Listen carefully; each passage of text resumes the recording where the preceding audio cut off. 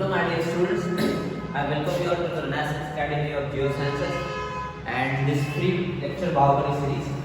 So today we are going to discuss the topic from General Geology, that is isostasy, one of the most important topic, and today you will see some interesting formulas. With the help of that formula you can calculate any numerical from UPSC, JAM, GATE or any other geological examination. Okay. So एक छोटे से video में मैं पूरा important content club करके लाया था. See, what is isostasy basically? You know, always people ask you what type of balance it is, है ना? So ये gravitational balance है, समझ जाओ. जैसे मैंने बोल दिया कि mountain stands higher. If mountain stands higher and ocean basins are below, and why is like that? So if you see, mountain ऊंचे है, because ऊंचे क्यों है? Because they are of low density. जो कम डेंसिटी का होता है वो हमेशा ऊपर आता है, फ्लोट करता है, and ocean basins are deeper, तो उनकी डेंसिटी ज़्यादा है. That's why they are deeper.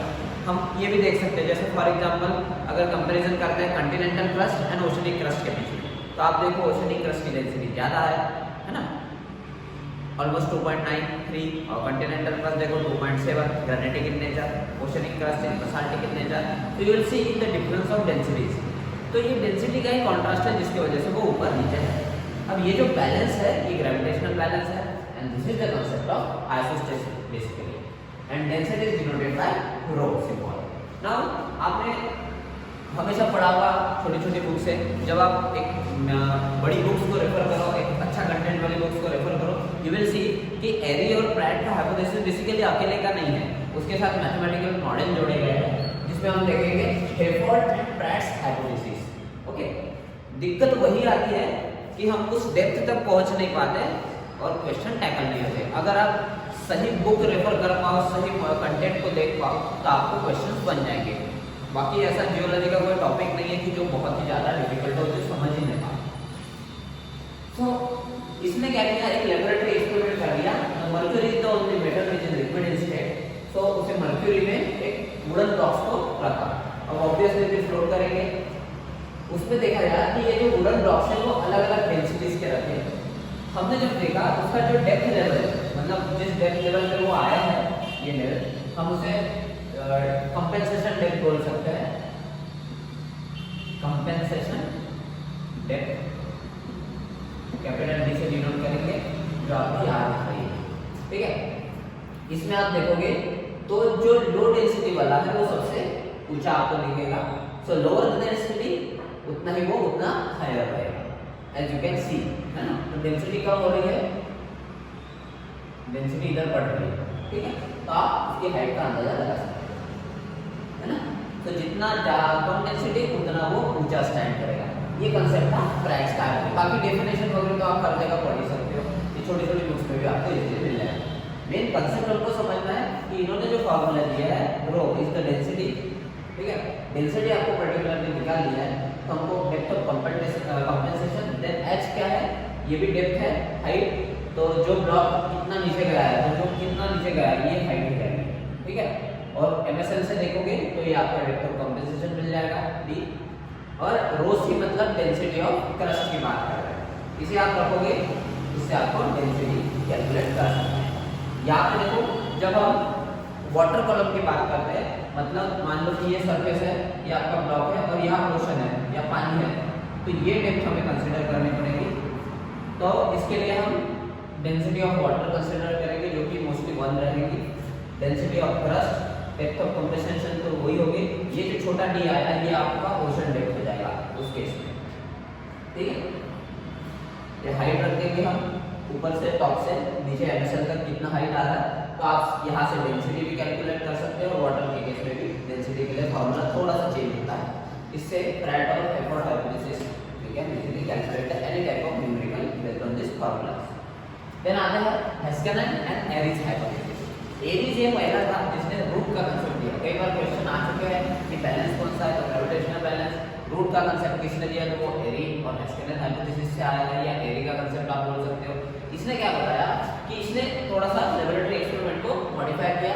Again mercury में ब्लॉक्स रखे, लेकिन वो ब्लॉक्स सब सेम मटेरियल के थे, या अलग अलग डेंसिटी के अलग अलग ब्लॉक्स थे, या ब्लॉक्स सारे सेम है, बस उनका लेंथ अलग है.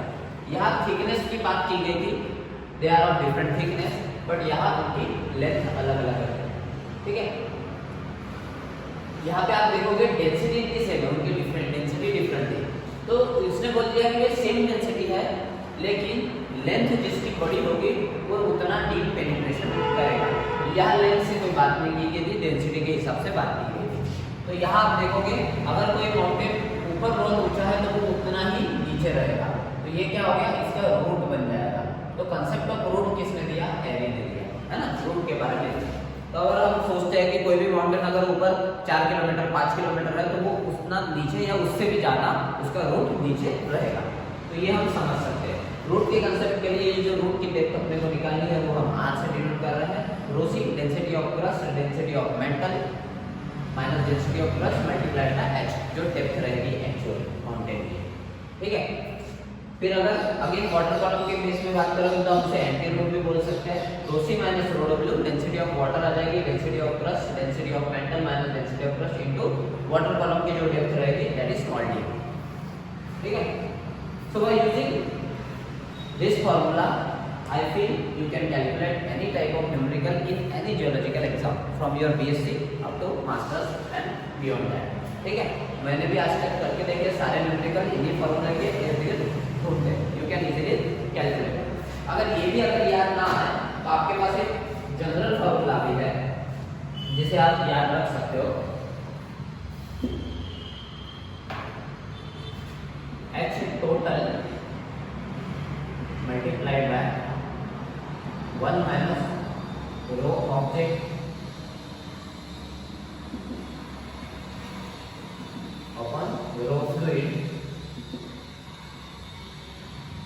is equal to H above। ये भी एक जनरल फार्मूला है, हालांकि यही फार्मूला से डिराइव होके नीचे के फार्मूले बने हैं। रो ऑब्जेक्ट मतलब अगेन आपका डेंसिटी ऑफ क्रस्ट हो जाता है, डेंसिटी ऑफ मेटल हो जाता है, और ये H टोटल लेंथ बन जाती है, और H अबो मतलब सरफेस के ऊपर जितना माउंटेन रहेगा वो हो गई H अबो आपकी, है ना। तो ये भी फॉर्मूले से आप निकाल सकते हो। तो बेटर है आपको हमेशा न्यूमेरिकल में मेंशन दिया रहता है कि भाई ये एरी के कंसेप्ट के हिसाब से सोचा है या फिर ये ब्रांच के हाइपोथेसिस के अकॉर्डिंग है, तो आप उस रिस्पेक्टिव फार्मूला का यूज करो, आपको you can solve any type of numerical. So this is the entire concept of isostasy. इससे ज़्यादा कुछ भी पढ़ने की जरूरत नहीं, मुझे नहीं लगता। आज तक आए हुए अगर एग्जाम अगर आप हमें क्वेश्चन देखते हो तो इतने कंटेंट से आप इजीली उन क्वेश्चंस को टैकल कर सकते हो। थैंक यू, मिलते रहिए ऐसे सी एक्साइटिंग कंटेंट के लिए। आप प्लेलिस्ट को जरूर विजिट करिए, you will see many videos of such content. Thank you.